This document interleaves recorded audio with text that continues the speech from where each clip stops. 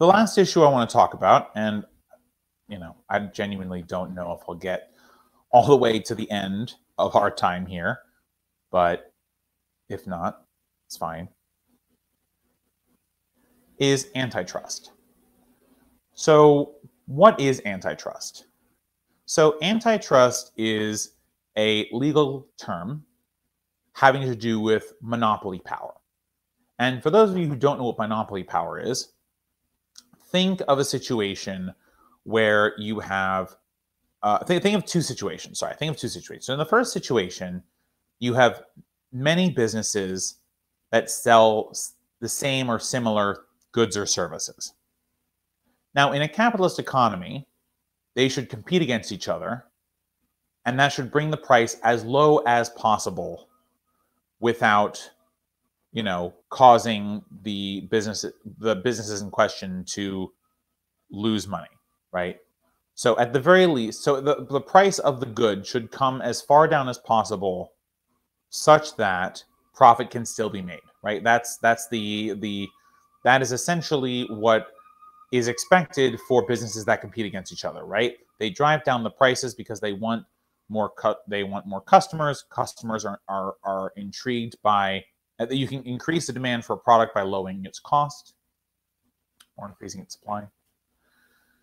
So in this situation, prices can decrease, right? And prices are typically under pressure to decrease, and typically competition causes prices to decrease. Now, this isn't a perfect kind of bubble capitalist system. We're just going to take it as it is, okay? No nuances or taxes or whatever. Just bear with me. And in situation two, you have one business and only one business that sells a good or service. And there's no one that competes with them. And essentially, what happens in situation two is because there's no pressure on the price to be lowered, and the single business owns the entirety of the supply of the good or service that is provided, they can charge whatever they want. Essentially, they can charge whatever you're willing to pay for it. And so the price of the good or service will continue to increase until the business realizes that they are selling it at such a high price that there is no longer anyone willing to buy it. And at that point, the price of the product will probably hold until it is perceived that they can move the price again, and the cycle continues. But that's because there's no pressure anywhere to stop the price from moving, except for what will people buy. And if the service is important enough, such as food, gas, food, heating, electricity, or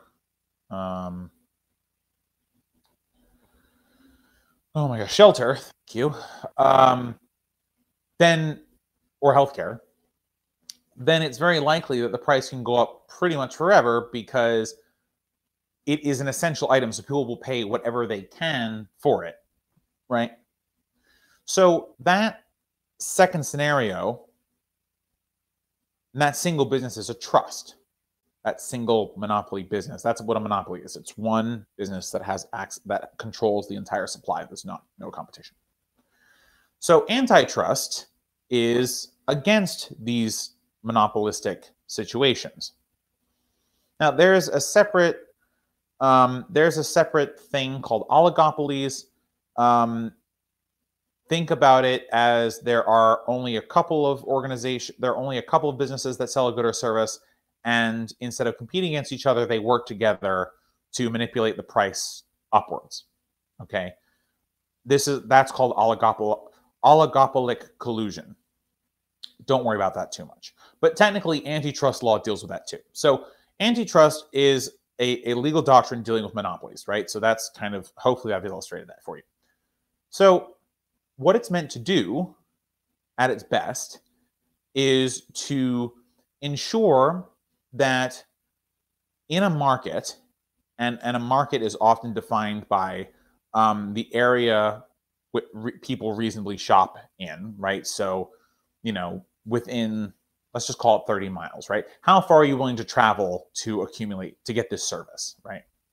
So within whatever the range is determined, that there are enough businesses with more or less equal market shares such that competition between those organizations, between those businesses, causes the price of a good and service to decrease, or at least to stabilize, right? Because the way that capitalism is supposed to work is through competition, right? So you can do a good thing, you make profits, right? A property is owned by a private individual who makes profit off of that and then rents labor, buys labor for the rent of wages.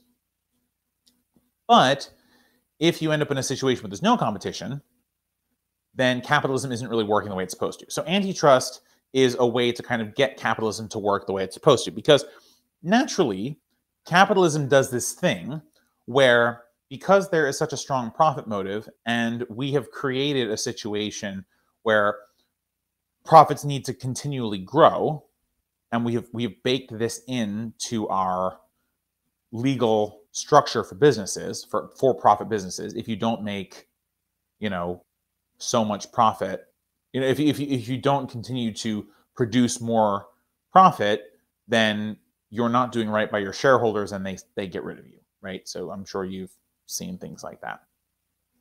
So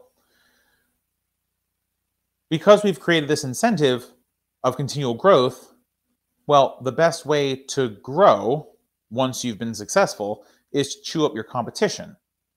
And that is done by buying them out or closing them down, one of the two, right? So you can outcompete another business by just doing better than they can do, or you can buy them up and then you can eliminate the competition that way, right? These are called anti-competitive practices. But these anti-competitive practices are often incentivized because the more of the market share you own as a company, and by the way, market share is just what percentage of the area that you sell to do you sell your products to. So if you have a 60% market share, it means that 60% of the people who buy products that you buy, the types of products that you sell, buy your product specifically. Okay. So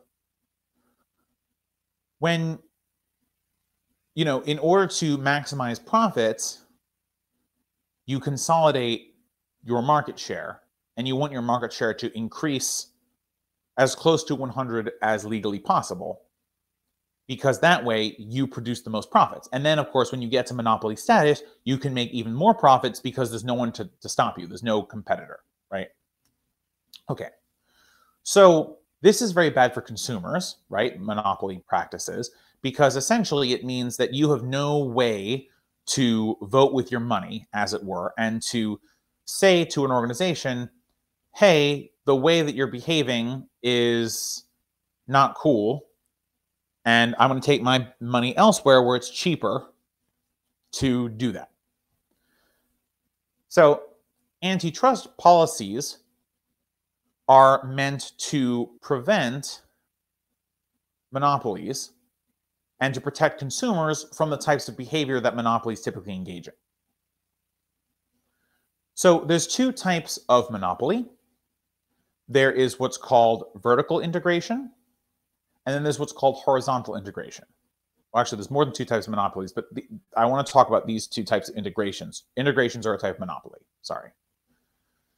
So vertical integration means that one company owns the entire supply chain from raw materials to manufactured goods. Now, it doesn't have to be in a manufactured goods setting, but so for example, say there is, let's use electricity, right?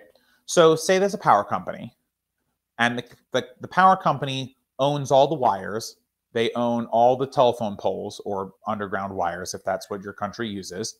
They own all of the substations, and they own all of the transformers. They own all the transformers, right? And they own all the power generation stations.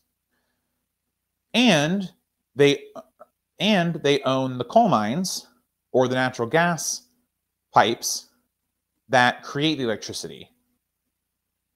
So in that situation, the one power company actually owns every step of the chain of getting power to you, the consumer, from the mining of the raw materials to actually creating electricity and getting it to you, right? That's what's called vertical integration, okay? And that's just one example. There are lots of examples out there, but that's just an easy example.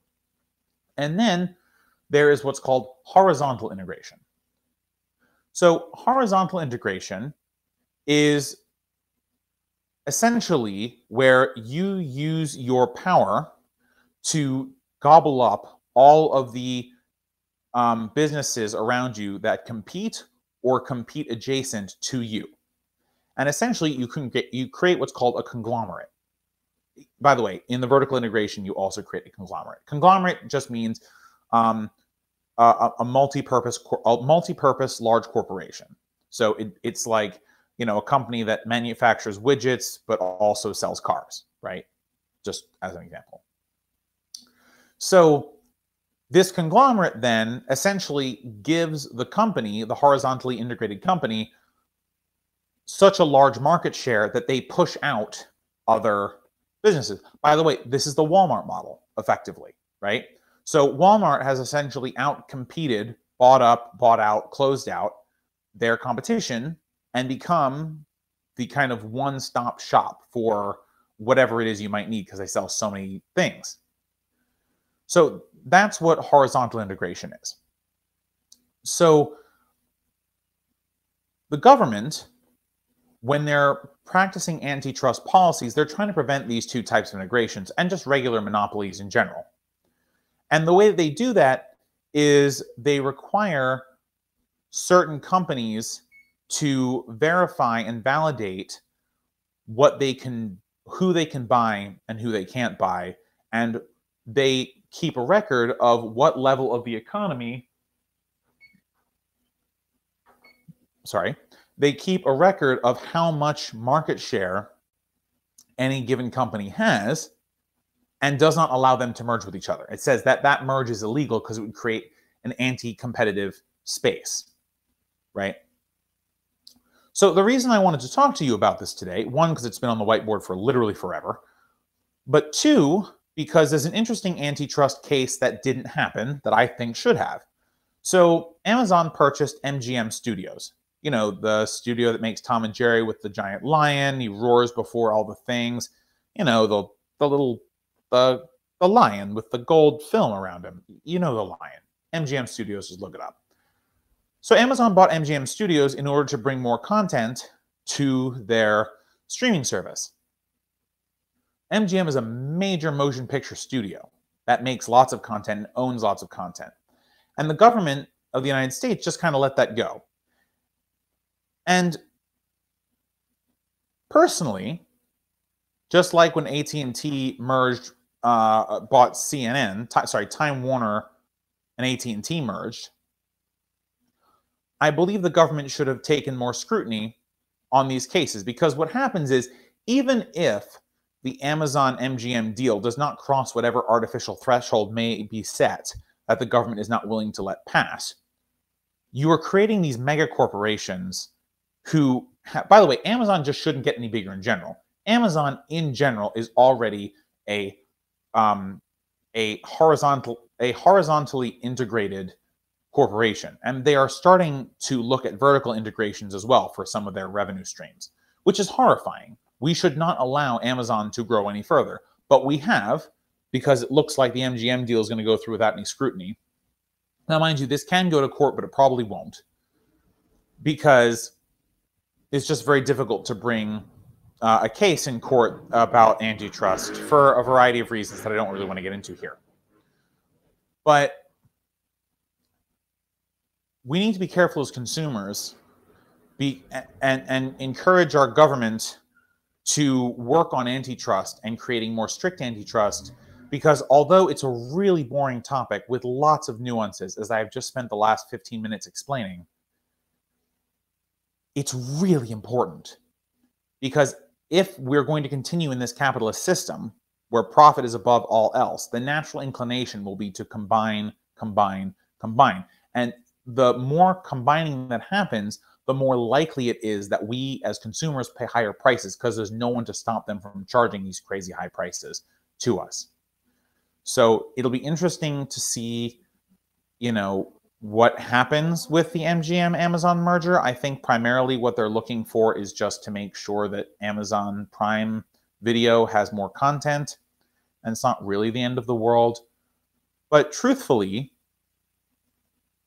we should be making sure as consumers and as people who value good governance that we are checking every single merger of large companies, because they are oftentimes the ones who are able to merge the most because they have the most resources, right? You don't have to, in a merger, you don't actually have to agree with someone that they want to merge necessarily. And you can buy people who aren't for sale, unfortunately, right? Not people, but businesses can buy other businesses that are not for sale.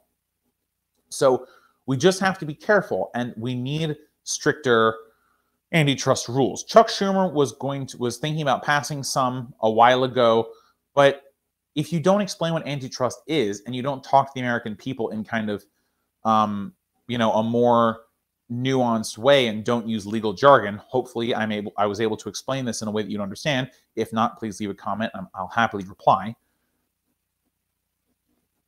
This is actually super important as an issue, but we're not talking about it because it just sounds really boring. And in truth, it is really boring.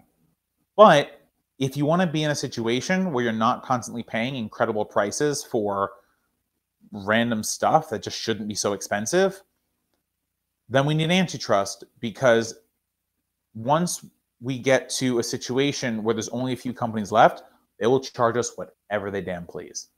In fact, and I'll end on this, in fact, the best example of this that I can think of right now, just off the top of my head, is Uber and Lyft. Uber and Lyft are two companies that were venture financed, and they operated at a loss for years and years and years until they outcompeted the taxi companies that were selling vehicle ride services, and they drove them out of business with their low prices. As soon as Lyft and Uber had the market cornered and there were no other taxi companies to compete with them other than each other, the prices of Ubers and Lyft shot through the roof. And now people pay incredible amounts of money to travel on Uber and Lyft, even short distances. So, I hope I was able to explain antitrust to you. I hope now when you see in the news that corporations are merging, you will think about antitrust, you will think about market share, because as boring as it sounds and as legalistic as it sounds, it's your pocketbook at the end of the day.